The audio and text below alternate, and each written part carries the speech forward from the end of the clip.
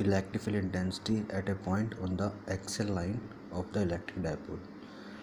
Electric field intensity find करनी है इस केस में किसी भी इलेक्ट्रिक डायपोल की उसके एक्सल पॉइंट पे। एक्सल पॉइंट होता है एक पॉइंट जो कि इलेक्ट्रिक डायपोल के सेंटर से किसी भी एक साइड पे हो। जैसे पॉइंट पी हमारे पास इलेक्ट्रिक डायपोल था, इसके सेंटर से किसी भी साइड या फिर इधर एक हमने पॉइंट लिया पी, इसके इस साइड पे मीन्स अपने इसके राइट साइड पे एक पॉइंट पी था, उसके सेंटर से यहाँ से यहाँ तक कोई भी डिस्टेंस पे हमने एक पॉइंट लिया, उसको बोलेंगे एक्सल पॉइंट या फिर एंड ऑन पॉइंट। वहाँ पे हमने फाइंड करनी है electric field intensity due to this electric dipole. तो इसके एक्सप्रेशन यहाँ पे कर लेते हैं। यहाँ पे हमने एक डायपोल लिया, डायपोल के दो चार्ज होते हैं, एक नेगेटिव चार्ज एक पॉजिटिव चार्ज, और ये उसका इलेक्ट्रिक डायपोल का सेंटर O, यहाँ से यहाँ तक का डिस्टेंस L, यहाँ से यहाँ तक डिस्टेंस L, टोटल कितना हो गया 2L। और इसके राइट साइड पे हमने पॉइंट P लिया एक्सल पॉइंट पे जो कि सेंटर O से डिस्टेंस R पे था। यहाँ पे हमने इलेक्ट्रिक फील्ड निकालनी है, टोटल इलेक्ट्रिक फील्ड इस डायपोल की। सो ये नेगेटिव चार्ज था, नेगेटिव चार्ज की इलेक्ट्रिक फील्ड कहाँ होती है अंदर की तरफ, तो ये हमने ले ली electric field due to negative charge. और पॉजिटिव चार्ज की इलेक्ट्रिक फील्ड कहाँ होती है बाहर की तरफ, ये बन गई electric field due to positive charge, उसको मान लिया E और ये बेस में B। अब इलेक्ट्रिक फील्ड की डेफिनेशन क्या होती है किसी भी चार्ज की, 1/4 पाई एप्सिलॉन नॉट Q/r का स्क्वायर, ये इलेक्ट्रिक फील्ड होती है। तो बात करते हैं पहले हम, ये किसकी थी नेगेटिव चार्ज की थी। सो E मैग्नीट्यूड लेके चल रहे हैं इलेक्ट्रिक फील्ड का, सो 1/4 पाई EA जो नेगेटिव चार्ज की है एप्सिलॉन नॉट Q, ठीक है। और यहाँ से यहाँ तक का डिस्टेंस, यहाँ से यहाँ तक का डिस्टेंस कितना है, यहाँ से यहाँ तक का डिस्टेंस तो R है, और यहाँ से यहाँ तक डिस्टेंस कितना है L, तो कितना हो गया R + L का होल स्क्वायर। डायरेक्शन क्या रहेगी अंदर की तरफ है, मतलब P से लेके A की तरफ है, इधर की तरफ डायरेक्शन है। तो बात आती है इसकी electric field due to a positive charge, 1/4 pi epsilon naught Q। ये सिर्फ पॉजिटिव नेगेटिव चार्ज नहीं लिया क्योंकि मैंने इसमें यहाँ मैग्नीट्यूड लेके चल रहा हूँ, ये हो गया। अब यहाँ से यहाँ तक का डिस्टेंस कितना है, यहाँ से डिस्टेंस, यहाँ से यहाँ तक का डिस्टेंस R है, और ये कितना है L, ये डिस्टेंस यहाँ से यहाँ तक का डिस्टेंस कितना था R, और ये कितना था L, और मुझे कितना चाहिए ये वाला, तो इसमें इसको माइनस करो, ये डिस्टेंस निकल जाएगा, मतलब R - L is equal to this distance, means R - L का होल स्क्वायर।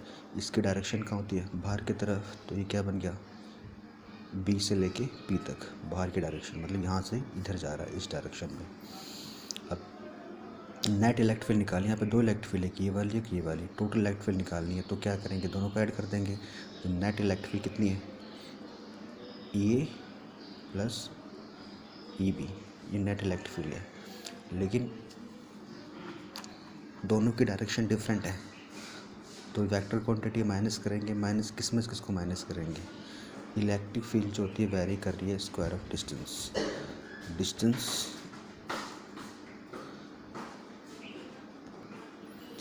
अगर डिस्टेंस ज़्यादा इलेक्ट्रिक फील्ड कम, तो इसका डिस्टेंस ज़्यादा है, तो इसकी यहाँ पे इलेक्ट्रिक फील्ड क्या रहेगी कम रहेगी। देखो यहाँ पे ये पॉजिटिव चार्ज था इतना डिस्टेंस है, और ये नेगेटिव चार्ज है इतना डिस्टेंस है, तो इसकी इलेक्ट्रिक फील्ड इस पॉइंट पे क्या रहेगी ज़्यादा। इसकी इलेक्ट्रिक फील्ड कौन सी है EB, तो EB ज़्यादा है और ये क्या है कम है, तो यहाँ पे जो EB है वो क्या है ज़्यादा है और ये क्या है कम, तो नेट इलेक्ट्रिक फील्ड है वो कितनी हो जाएगी EB - EA, ठीक है। E और EB की वैल्यू पुट कर लो यहाँ पे। So electric field is equal to EB की वैल्यू कितनी थी 1/4 pi epsilon naught Q, R - L का whole square, minus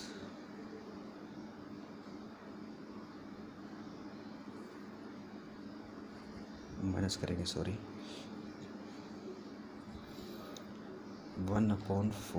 pi epsilon naught Q/R + L का होल स्क्वायर, ठीक है। सो जो नेट इलेक्ट्रिक फील्ड है ये वाली 1/4 पाई एप्सिलॉन नॉट, और ये Q, ये और ये इसमें कॉमन था बाहर ले लिया, क्या बच गया 1/R - L का whole square minus R + L का होल स्क्वायर। देखो एक फॉर्मूला होता है A plus B into A minus B, क्या होता है A square minus B square. तो A minus B into A plus B, मतलब ये कितना बन गया R square minus L square. ठीक है, और दूसरा इनका एलसीएम ले लेंगे यहाँ पे। So E is equal to Q upon 4πε0, ये ले लिया R square minus L square, ये टोटल का होल स्क्वायर था ना, होल स्क्वायर। अब ये तो आ गया इसका एलसीएम, अब इसको यहाँ मल्टीप्लाई करो आर प्लस एल का होल स्क्वायर, ये माइनस इसको यहाँ मल्टीप्लाई करो आर माइनस एल का होल स्क्वायर। अब इसको ओपन कर लो, देखो। So E is equal to Q upon 4πε0, ये हो गया R square minus L square का होल स्क्वायर। अब देखिए यहाँ पे ए प्लस बी का होल स्क्वायर क्या होता है A square minus R square plus L square plus 2r L, minus इसको ओपन किया हमने R square plus L square minus 2r L, इसको ओपन कर लेंगे यहाँ से। सो क्यू अपॉन 4πε0 हो जाएगा R square plus L square plus 2rl, ये माइनस था ओपन होगा तो सारे साइन चेंज हो जाएंगे, तो minus R square minus L square, और यहाँ पे माइनस माइनस क्या हो गया plus 2rl upon R square minus L square total whole square. तो आर स्क्वायर से R square cancel, L square से L square cancel, 2rl plus 2rl कितना हो गया 4rl, यहाँ लिख देता हूँ। इसके बाद ये इलेक्ट्रिक फील्ड थी, इलेक्ट्रिक फील्ड Q अपॉन 4πε0, और यहाँ पे कितना बच गया था 2rl plus 2rl is equal to 4rl upon R square minus L square का टोटल होल स्क्वायर, ये ठीक है। अब इसको और दोबारा तोड़ दो एक बार, ये था Q इंटू 2l, इस 4l में से 2l यहाँ पे ले लिया, मल्टी यहाँ पे कितना बच गया r, और गुणा में कितना 2 2 जा 4 ये रहा r और l ये रहा, उसके बाद q यहाँ से ले लिया, इसको हमने तोड़ दिया, क्यों तोड़ दिया बता देंगे अभी थोड़ी देर बाद। 4πε0 यहाँ पे कितना था R square minus L square का होल स्क्वायर। p हमारे पास होता है dipole moment q into 2l, तो q इंटू 2l की जगह हम ले लेंगे p, तो इलेक्ट्रिक फील्ड यहाँ पे कितनी हो गई p इंटू 2r, ये 2r बच गया सिर्फ यहाँ पे, क्योंकि ये q और 2l की जगह मैंने क्या लिख दिया p, और upon 4πε0 R square minus L square का होल स्क्वायर।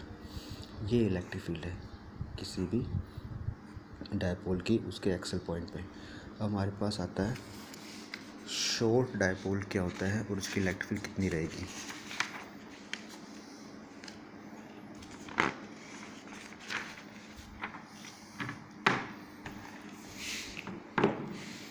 अभी ये इलेक्ट्रिक फील्ड निकाली है, electric field is equal to 1/4πε0 p into 2l, और अपॉन में कितना था 2l नहीं sorry 2r R square minus L square का होल स्क्वायर। ये इलेक्ट्रिक फील्ड निकाले एक्सल पॉइंट पे। डायरेक्शन क्या रहेगी net electric field,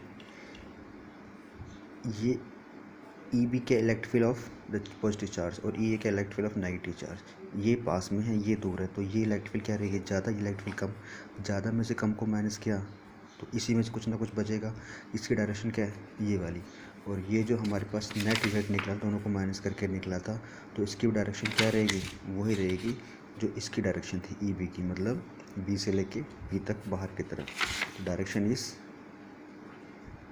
along B to P. ठीक है, स्पेशल केस आता है for short dipole. Short dipole के अंदर डायपोल एक नेगेटिव चार्ज और एक पॉजिटिव चार्ज, दोनों का सेंटर O, ये डिस्टेंस L, ये डिस्टेंस L, टोटल कितना हो गया 2L। शॉर्ट डायपोल होता है जिसकी डायपोल लेंथ काफ़ी कम होती है, ठीक है।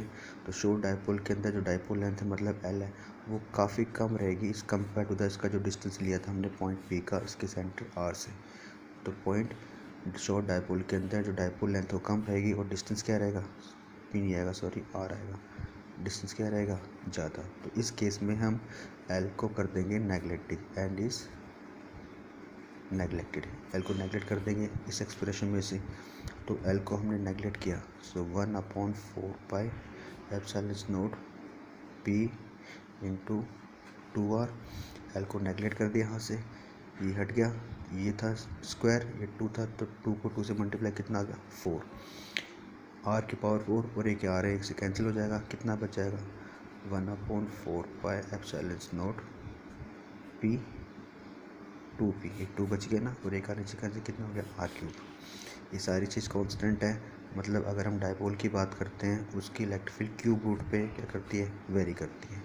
ये इलेक्ट्रिक फील्ड है at axial point of dipole.